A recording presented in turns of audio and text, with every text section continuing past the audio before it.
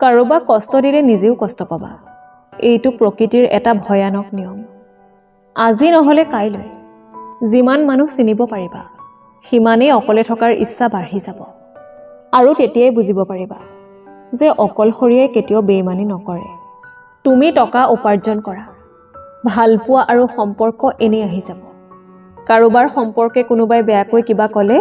তুমি বিশ্বাস কৰি নলবা কাৰণ কিছুমান মানুহ আছে যিসকলে ভাল সম্পৰ্কবোৰো বেয়া কৰি দিয়ে আৰু কিছুমান আউল নিচিঙা জালৰ দৰে কৰি পেলায় খেলিমেলিৰ সৃষ্টি কৰি দিয়ে জীৱনত কষ্ট দিয়াৰ নিচিনা মানুহ পালো কিন্তু কষ্ট বুজি পোৱা মানুহ আজিলৈকে নাপালো যদি তোমাৰ প্ৰয়োজনত সময়ত কাকো কাষত নোপোৱা তেনেহলে সিহঁতৰ পৰা তোমাৰ দূৰত্ব বঢ়াই দিয়া নহলে তুমি এদিন গুৰুত্বহীন হৈ পৰিবা টকা টকা কৰি গোটেই জীৱন পাৰ কৰি দিবা এদিন চাবা তোমাৰ কাষত বহুত টকা হৈছে কিন্তু উপভোগৰ বাবে সময় নাই যিমান ডাঙৰ হবা সিমানেই বুজিবা এই পৃথিৱীত প্ৰয়োজন নহলে কোনো কাৰো আপোন নহয়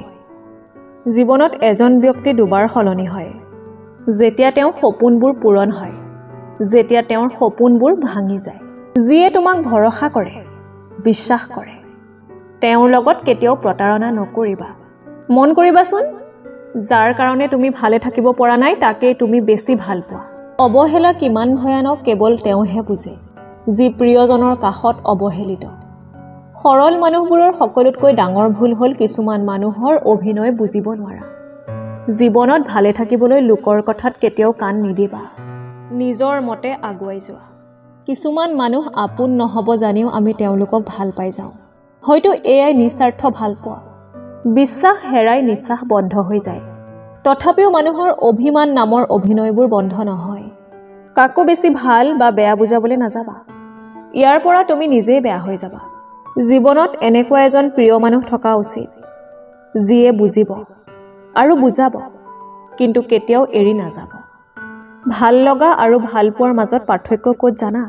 কাৰোবাক ভাল লাগিলে তাতকৈও আৰু ধুনীয়া কাৰোবাক পালে তেওঁক পাহৰি যোৱা সম্ভৱ আৰু ভাল পোৱা মানে পৃথিৱীৰ সকলোতকৈ সুন্দৰ মানুহজনক পালেও তেওঁ ভাল পোৱা মানুহজনতে আবদ্ধ থাকি যোৱা ভাল মনৰ মানুহক বিচাৰক সকলো পাৰফেক্ট বিচাৰিবলৈ গৈ শেষত ভাল পোৱাই নাপাব জীৱনত এই পাঁচটা বস্তু বিচাৰি পোৱাটো বহুত কঠিন নিজৰ মনৰ নিচিনা এজন মানুহ সুন্দৰ এটা মন দুখৰ ভাগিদাৰ নিস্বাৰ্থ ভাল পোৱা আৰু বিশ্বাসী মানুহ বৰ্তমান মানুহৰ প্ৰিয় হ'বলৈ হ'লেও অৰ্থনৈতিক যোগ্যতা লাগে অৰ্থশূন্য মানুহ কেতিয়াও কাৰো প্ৰিয় হ'ব নোৱাৰে তোমাৰ পিছফালে ৰৈ